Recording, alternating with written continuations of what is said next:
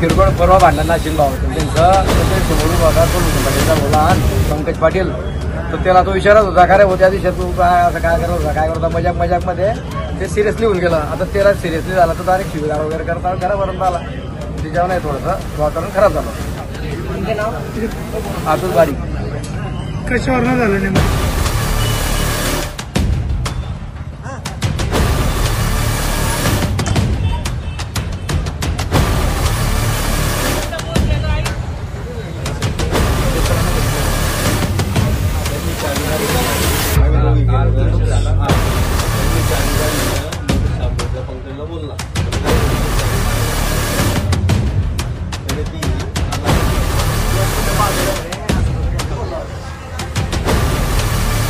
काय घडली होती घटना? काय नेमकं परिसरात काय खळबळ झाली?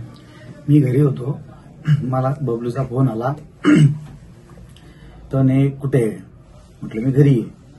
मग त्याच्यानंतर तो ने स्टॉपवर आहे. तू माझ्या भावाला मारणार आहे का म्हटलं नाही बाबा. म्हणजे तू माझ्या भावाला मारणार आहे म्हटलं नाही. म्हणे तू प्रचारात पण जास्त उडत होता तुला जास्त झालेली आहे तुला बघतो स्टॉपवर आहे. तरी मी टाळलं. तरीचा परत फोन आला की तू स्टॉपवरच आहे. मग मी आलो. त्यांनी 8-10 जण मिळून मला इथं घेरलं आणि शिवीगाळ केली मारहाण केली.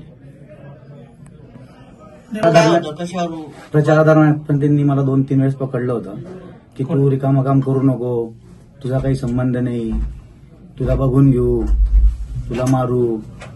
म्हटलं का प्रचार करू नको मी माझा भाऊ उभा आहे प्रचार करायला काय हरकत आहे.